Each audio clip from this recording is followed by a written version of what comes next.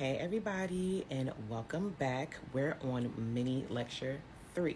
So today, like I said, always looking at my notes, you know the spiel.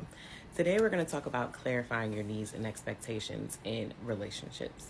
So a lot of times when you have toxic family dynamics, it does like set the stage for the rest of your relationships, right? And so a lot of times we don't know what we need because we're so busy betraying our needs and not being honest about our needs, or pushing our needs down because we know that our needs are not going to be met in our family dynamic. And so it's important to get clear about what your needs and expectations are and get honest, which is why one of the big 3 is be authentic about what you need, because how you start life is not how you have to finish life. You can have started with terrible, family relationships, and it doesn't mean that you have to have no good relationships. You can still find your chosen family. You can still build community outside of your family. I know that Black folks don't like to build community out of family, especially the elders. Me and my grandfather had this conversation all the time, because my grandfather, that's my best friend. I love him, love him, love him.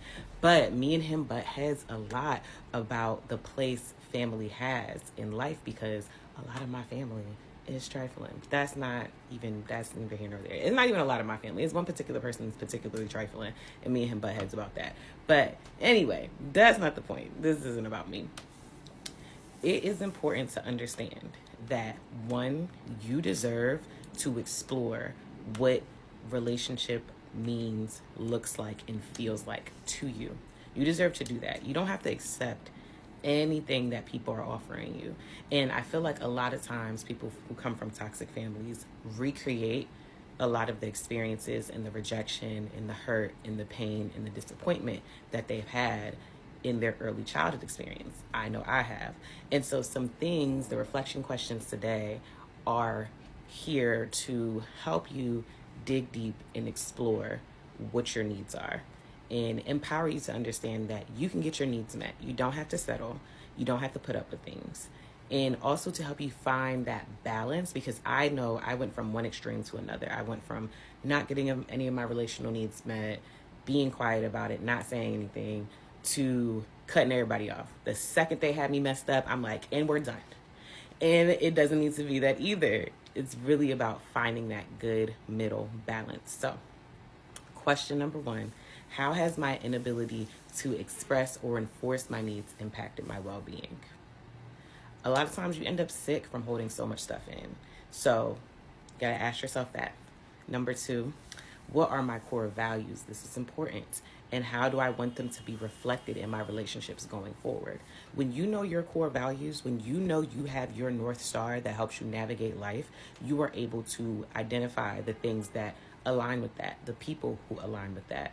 And that's that. It helps you really navigate that. Have I ever felt guilty for having personal needs or expectations in my family relationships? If so, why? So a lot of my students who did the right thing, like Spike Lee, and enrolled in the course in our own Google Classroom, have touched on these questions, and they've sent them to me. As you know, I'm always making comments, so we here. But for everybody else who hasn't done that yet, that's a very important question to ask. Have you ever felt guilty for having personal needs or expectations in your family relationships, and why? Important. That's why I repeated it twice.